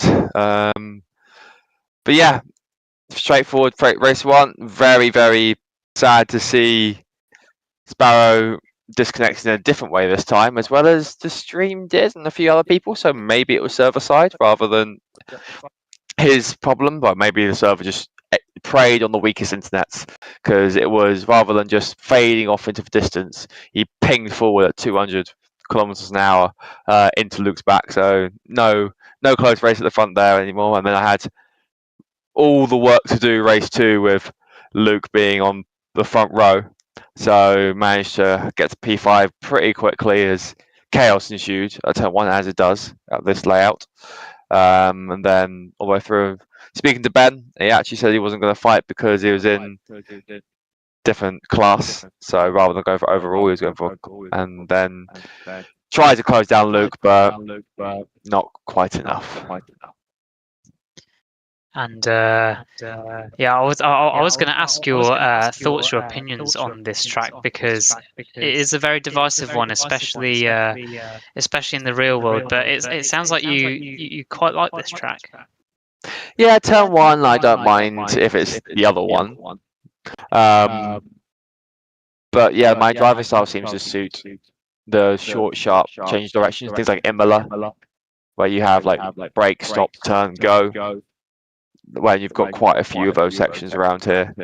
Like the ones I'm not so keen on the driving styles is like things like Suzuka, Hungaroring, where you got long, loaded off-camber stuff, where I often have about 2 temps or so relatively against the other boys back in my history of racing against those tracks. So yeah, I've driven this in race room as well a bit, and I liked it there. I like it here. Well, what do you think of Long Beach? Is that a track you like, or a track you have less experience of then? I haven't really driven Long Beach. I know of it. Obviously, came to iRacing recently. I haven't bought it in iRacing. I've messed around in it once or twice, so I definitely know where it goes, but I haven't. So I think probably the most track I've driven this season is probably Snatterton or Silverstone, yet to come. But yeah, Long Beach is, I'd probably say it's probably my least experienced track, but don't count me out probably just yet. Yeah, I'm sure we can't count you out at all. So we'll probably see you back here next week. But thank you for speaking to us regardless. Thank you for it, and hope the stream went well. And that brings us to the end of our stream. So thank you very much to everyone involved. Thank you to our broadcaster, Justin. Thank you to Tom for talking to me. And thank you for all of you lot for watching. Thank you for all of our drivers for doing their thing. Thank you to everyone at the BUSR putting the event on. We're going to end with Tom's final thoughts. What have you got for us this week, Tom? Yeah, very interesting race, to be honest. It's a track that I'm not too familiar with, this one, and Long Beach is a track I'm much more familiar with, and I'm really looking forward to seeing how our drivers will switch between the two, because honestly, the layouts, the corners, the tightness of the tracks, that they couldn't be more different. So yeah, really looking forward to the next one. Absolutely, I think we all are. So yeah, that is going to bring us to the close tonight. So thank you very much for watching, and we'll see you back here at the same time in the same place next week for Long Beach. Good night.